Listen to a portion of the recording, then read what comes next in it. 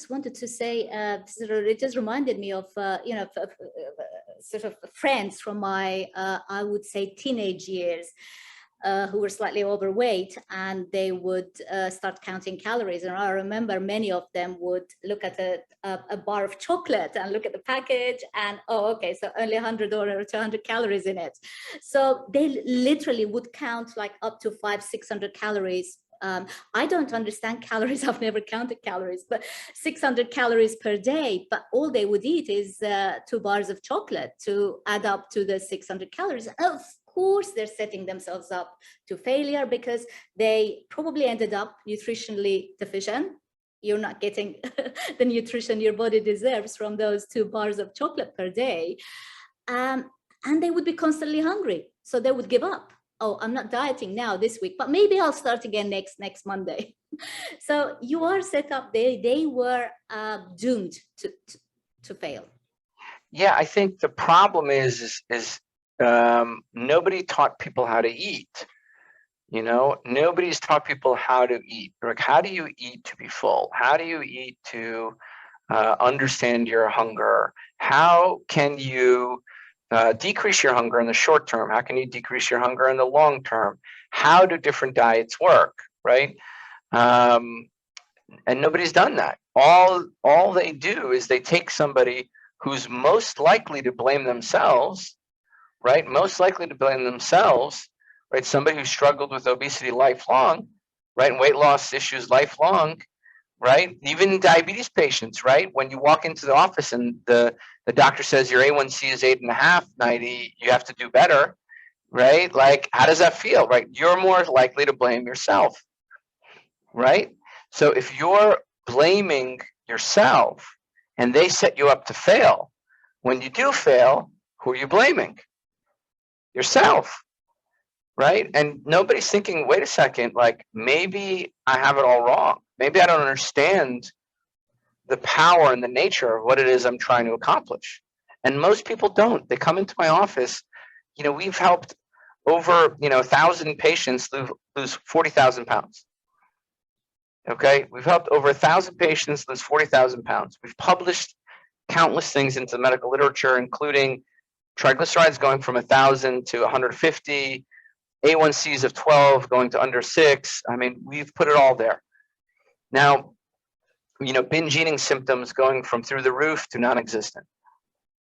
So the issue here is our doctors have not taken enough responsibility. Our nutritionists have not taken enough responsibility, right? If you give a drug to somebody and they don't tolerate it, well, now you're on the hook to help that person find something else, right? You can't just abandon them and let them blame themselves. So this is a problem. I think most doctors, dietitians, personal trainers, they're not equipped to deal with this. No. This is a new phenomenon. So even when we say home cooked, you're like, I'm not sure it's really home cooked.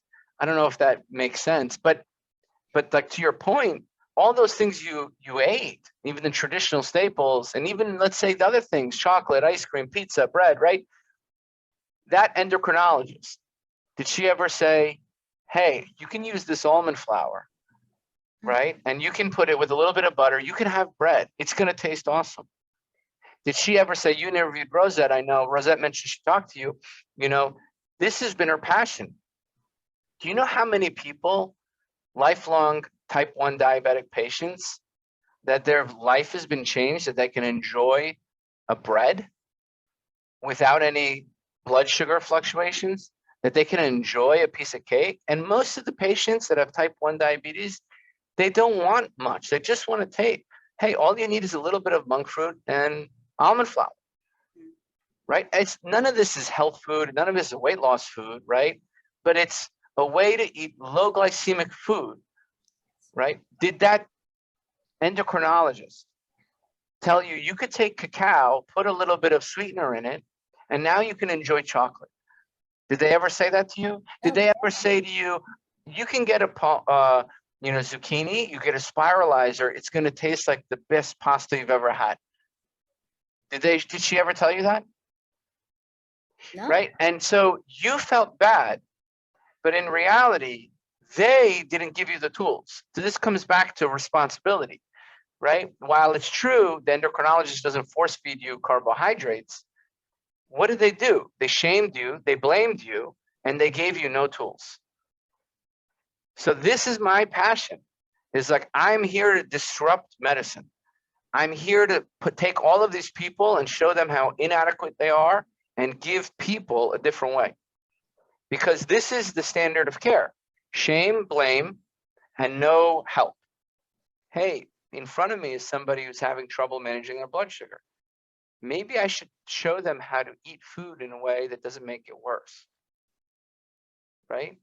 That is, it's her fault. She needs to do better and learn the thing more. It's, how can I help, right? So I'm very passionate that doctors need to take responsibility. Sorry, and they need to critically think, because they don't.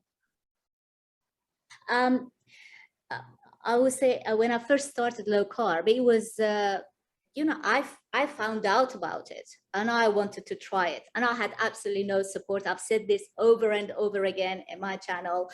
As a type 1 diabetic, I would have appreciated. In fact, I needed the support, but I did very well without that support, without that acknowledgement and encouragement from my physicians. But I remember in the very beginnings, my diabetes consultant, or endocrinologist, as you call them in the United States. So my diabetes consultant told me,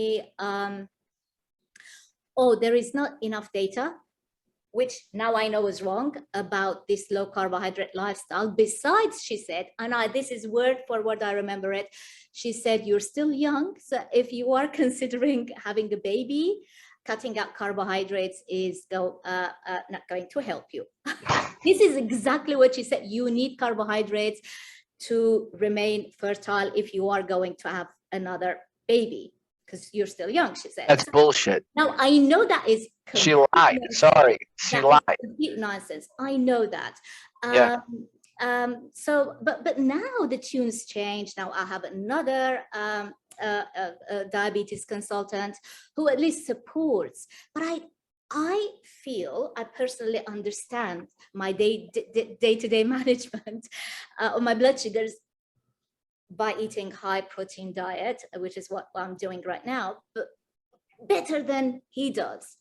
He doesn't understand it, but at least he is not dismissive of it. And he tells me, whatever you're doing is working for you, so keep doing what you're doing.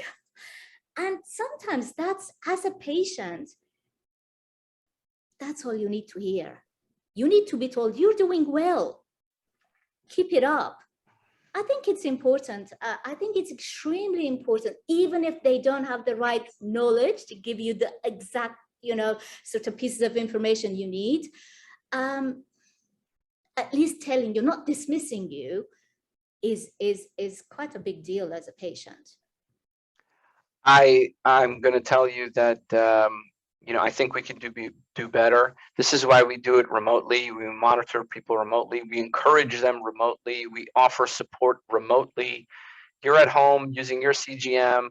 We say, great job, Nayiri. You're at home using your CGM and your glycemic variability, your coefficient of variation increases. Hey, can we help you, Nayiri? Like, what's going on? Right? Can we do something to help you? Or we see the weight passes a certain threshold and we reach it, we text you. Is there a way we can help you out, Nayiri? We know that 99% of weight gain happens under extreme stress.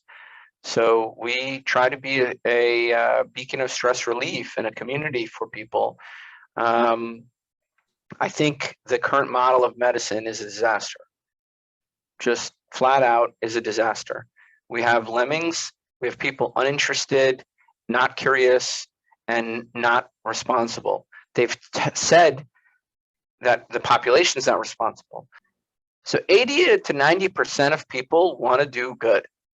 Will do what they're told, right? So who's responsible here, right? That's my philosophy is the doctors need to, and the dietitians and the personal trainers and the weight loss companies, right? They're responsible. So I'm a, look, I'm sure your diabetes doctor is wonderful. I'm sure they're wonderful, but our profession needs to do better. I firmly believe that, and I'm working towards that.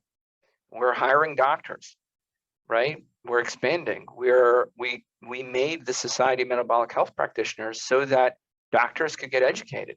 They could get a program to give them basic education in lifestyle modifications with regards to metabolic health.